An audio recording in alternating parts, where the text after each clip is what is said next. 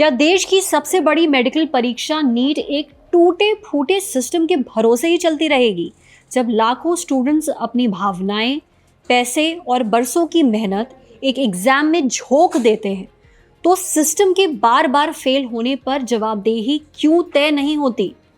System तो कहता है कि सुरक्षा के पुख्ता इंतजाम थे। इंतजाम अगर पुख्ता थे तो पेपर लीक कैसे हुआ? होने को तो बायोमेट्रिक था, सीसीटीवी कैमरा थे, एआई सर्विलांस, मोबाइल जैमर और पुलिस की निगरानी भी थी। सरकार तो ये भी कह रही है कि प्रधानमंत्री खुद निगरानी कर रहे हैं, लेकिन सुप्रीम कोर्ट का सीधा सवाल है, जवाबदेही किसकी तय होगी? किसके पास पेपर एक्सेस था? किसने ट्रांसलेशन देखा? किसने सिक्योरिटी चेन संभाली? किस लेयर पर सिस्टम टूटा? और अगर 2024 में सुधारों की बात हुई तो फिर 2 साल बाद नीट पेपर लीक क्यों हुआ? इस वीडियो में इन्हीं सवालों पर बात करेंगे, क्योंकि ये सवाल आज देश की सबसे बड़ी अदालत में उठे। बात आपकी किचन की भी होगी। आखिर सरकार 30 दिन का एलपीजी रिजर्व क्यों बनाना चाहती है? नमस्ते, मेरा नाम है सरवत और आप देख रहे हैं इंडियन एक्सप्रेस हिंदी। तारीख याद रखिए, 29 मई 2026। सुप्रीम कोर्ट में जस्टिस पीएस नरसिम्हा और जस्टिस आलोक आराधी की बेंच के सामने नीट पेपर लीक से जुड़ी कई याचिकाओं पर एक साथ सुनवाई चल रही थी। अदालत के तेवर आज बेहद सख्त थे। बेंच ने साफ शब्दों में कहा कि जब तक इस एग्जाम सिस्टम में शामिल लोगों की व्यक्तिगत जवाबदेही तय नहीं होगी, तब तक गड़बड़ियां बनी रहेंगी। अदालत ने साफ कहा, पेपर लीक होना सिर्फ सिस्टम का फेल होना नहीं है, समस्या गहरी है। स्टूडेंट्स और उनके परिवार टूट जाते हैं, जो अपनी भावनाएं, समय और बरसों की मेहनत इन इम्तिहानों में लगा देते हैं। ये उनके लिए दर्दनाक ट्रॉमा होता है। हमें स्टूडेंट्स को निराश नहीं करना चाहिए। सुप्रीम कोर्ट के सामने सवाल सिर्फ पेपर लीक का नहीं था, बल्कि ये भी था कि अगर बार बार ऐसी गड़बड़ी हो रही है तो जवाबदेही किसकी है? किस स्तर पर चूक हो रही है?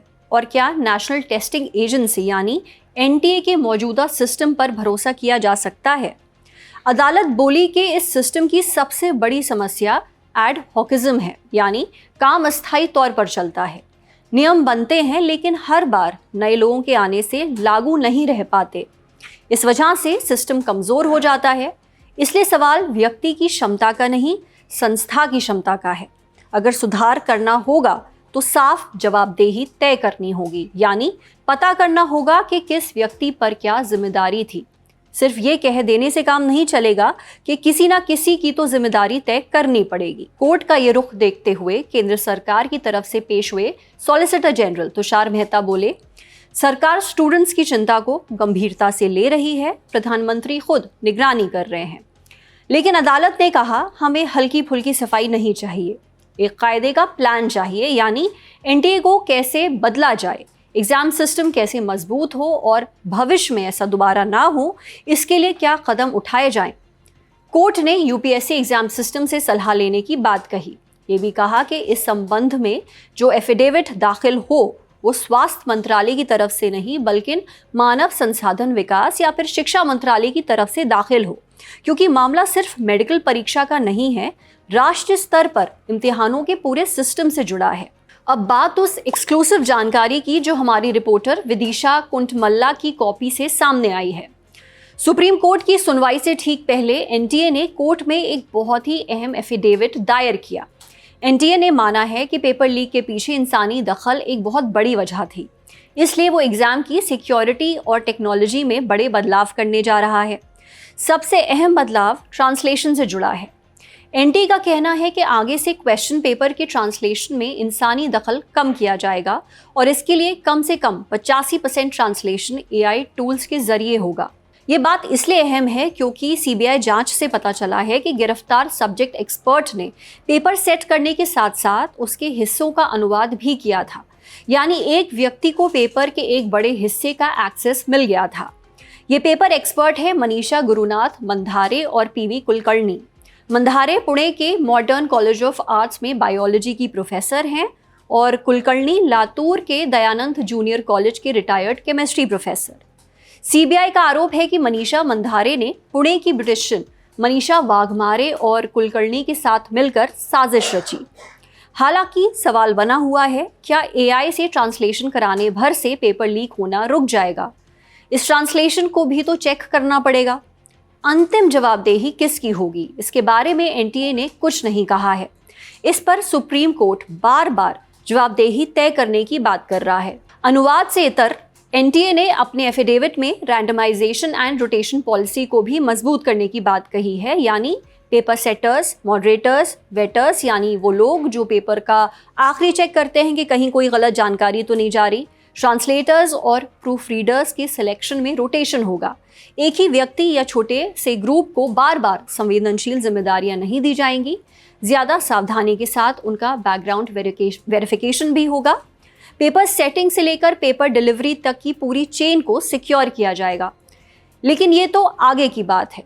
अभी के सिस्टम पर एनटीए ने क्या जवाब दिया, इसकी भी जानकारी सामने आई है। रिपोर्ट के मुताबिक संस्था ने कहा, नीट यूजी 2026 की परीक्षा 5,432 सेंटर्स पर हुई थी। इनमें से 14 सेंटर विदेश में थे। सुरक्षा व्यवस्था पहले से ज्यादा मजबूत थी। कैसे? अब एनटीए के मुताबिक कैंडिडेट्स का आधार बेस्ड बायोमेट्रिक वेरिफिकेशन हुआ था, क्यूआर कोड जांचा गया था, लाइव फोटो और फिंगरप्रिंट्स लिए गए थे। संस्था के मुताबिक अगर चेहरे की पहचान या आधार वेरिफिकेशन में कोई गड़बड़ी पाई जाती तो तुरंत सेंट्रल कंट्रोल रूम और सिटी हेड्स को अलर्ट जाता। सुरक्षा के लिए सेंटर्स के बाहर और अंदर 2 लेयर्स पर पुलिस तैनात थी। करीब 22,500 मेटल डिटेक्टर्स इस्तेमाल किए गए। फीमेल कैंडिडेट्स के लिए अलग से व्यवस्था की गई। इलेक्ट्रॉनिक चीटिंग को रोकने के लिए करीब 5,500 सेंटर्स पर मोबाइल जैमर्स लगाए गए। करीब 1,85,000 सीसीटीवी कैमरे लगे थे। एग्जामिनेशन हॉल से लेकर entry gates, biometric counters, corridors और कंट्रोल रूम्स तक कुल जमा मॉनिटरिंग के लिए 5 लेयर स्ट्रक्चर बनाया गया था। एग्जाम सेंटर्स पर एनटीए के ऑब्जर्वर्स, जिला स्तर पर कोऑर्डिनेशन कमिटीज, उच्च शिक्षा संस्थानों में मॉनिटरिंग हब्स, एनटीए का national command and control centre, शिक्षा मंत्रालय में inter departmental control room. Question paper की सिक्योरिटी पर भी एनटीए ने जानकारी दी। बताया कि एक सेट बैकअप के तौर पर रखा गया था। प्रिंटिंग प्रोटोकॉल तैयार किया गया था। किसी भी तरह के इलेक्ट्रॉनिक डिवाइस बैन थे। इंडिया पोस्ट के जरिए क्वेश्चन पेपर भेजे गए थे। एग्जाम सेंटर्स तक इन्हें पुलिस की निगरानी में भेजा गया था और पेपर एग्जाम शुरू होने से महज 45 मिनट पहले खोले गए थे। यानी एनटीए कह तो रहा है कि सुरक्षा के पुख्ता इंतजाम थे, लेकिन 7 मई को गड़बड़ी के सारे इनपुट्स मिले, जिन्हें अगली सुबह केंद्रीय एजेंसियों को भेजा गया और जांच के आधार पर 3 मई को हुई परीक्षा रद्द कर दी गई। साथ ही आगे की जांच सीबीआई को सौंप दी गई। यही वो विरोधाभास है जिस पर सवाल खड़े हो रहे हैं। अगर सुरक्षा इतनी मजबूत थी तो लीक कैसे हुआ? अगर एआई सर्विलांस से लेकर बायोमेट्रिक, जैमर्स, सीसीटीवी, पुलिस की निगरानी, सब कुछ की व्यवस्था थी, तो गड़बड़ी किस स्तर पर हुई? इसलिए सुप्रीम कोर्ट ने राधाकृष्णन कमेटी के सुझावों के बारे में भी पूछा।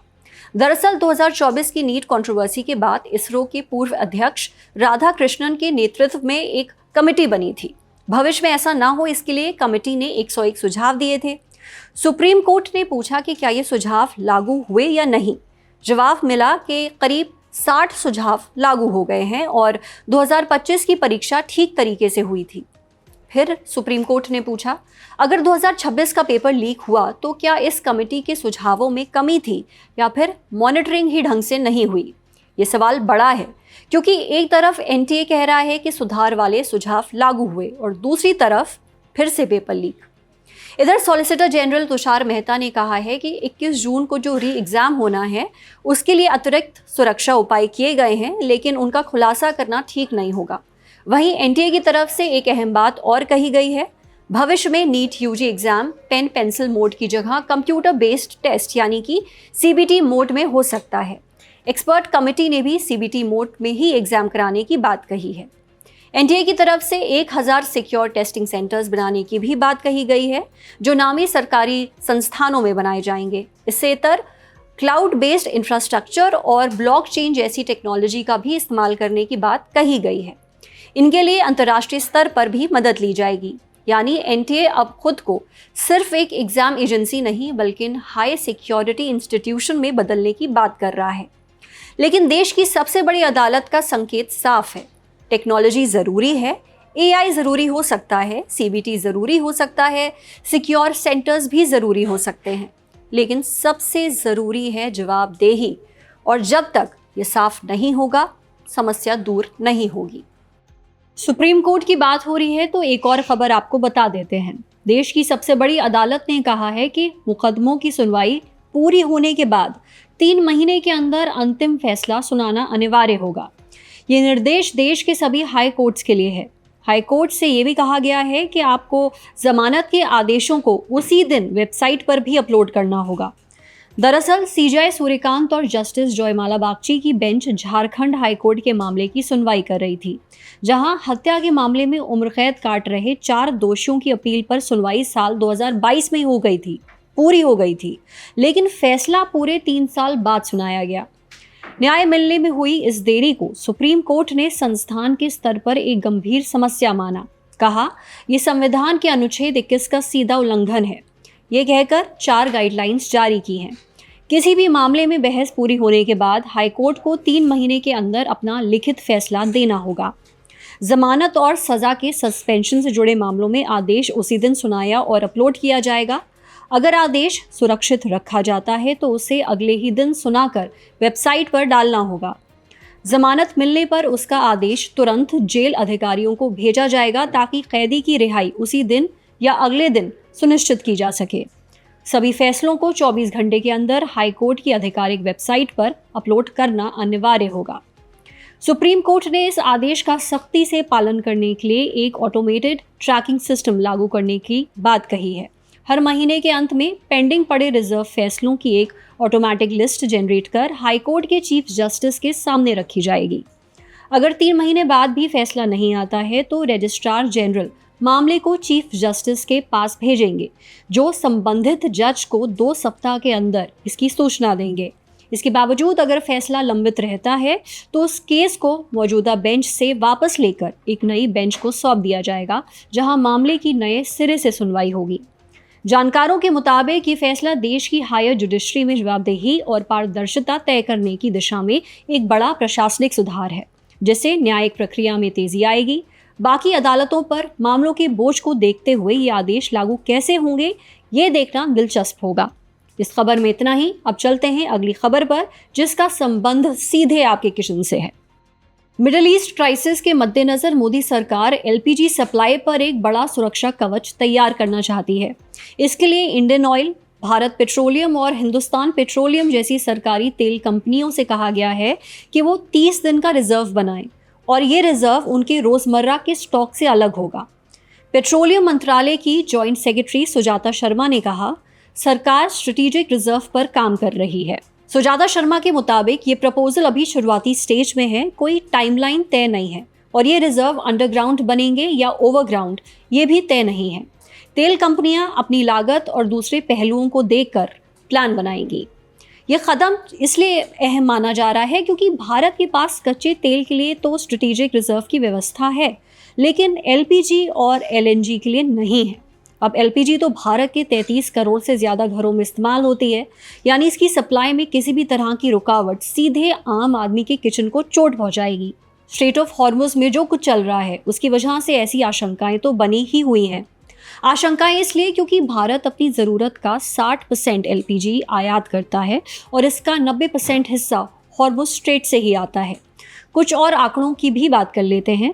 युद्ध शुरू होने से पहले भारत की एलपीजी खपत 90,000 टन पर डे थी और युद्ध शुरू होने के बाद 72,000 टन पर डे पर आ गई। पेट्रोलियम मंत्रालय के मुताबिक घरेलू रिफाइनरीज ने एलपीजी प्रोडक्शन बढ़ाया है और अभी यह आंकड़ा 50 से 52,000 टन पर डे है, यानी घरेलू डिमांड का करीब 70% हिस्सा, जबकि युद्ध शुरू होने से पहले ये हिस्सा 40% था। इससे तर भारत की कोशिश अमेरिका, ऑस्ट्रेलिया और रूस जैसे देशों से भी एलपीजी कार्गो जुटाने की है। साथ ही फारस की खाड़ी में फंसे एलपीजी टैंकर्स को निकालने की कोशिश भी हो रही है। अब यहाँ एक और बात आती है। कुछ दिन पहले सरकार ने कहा था कि भारत के पास एलपीजी का 45 दिन का रोलिंग स्टॉक मौजूद है, यानी देश में एलपीजी की कमी नहीं है और लोगों को घबराने की ज़रूरत नहीं है। हालांकि तब सामने आया था कि स्टॉक 17 दिन का ही है। भारत के पास 16 लाख टन एलपीजी स्टोर करने की क्षमता है और इसमें से 53% इंपोर्ट्स टर्मिनल, 31% बॉटलिंग प्लांट्स और 16% रिफाइनरीज में है। 45 दिन का स्टॉक तभी माना जा सकता है जब सरकार ने जहाज़ों या समुद्री रास्तों से आ रही एलपीजी को भी काउंट किया हो। हालांकि इंडस्ट्री में इन शिपमेंट्स को बफर स्टॉक नहीं माना जाता, क्योंकि इनमें तमाम तरह के जोखिम भी शामिल होते हैं। इसलिए अब 30 दिन का रिजर्व बनाने की बात हो रही है। कुल मिलाकर मिडिल ईस्ट क्राइसिस ने भारत की एनर्जी सिक्योरिटीज की एक बड़ी कमजोरी उजागर कर दी है। इस मोर्चे पर जो भी अपडेट्स आएंगे हम आपको बताते रहेंगे। आप देखते रहिए इंडियन एक्सप्रेस हिंदी।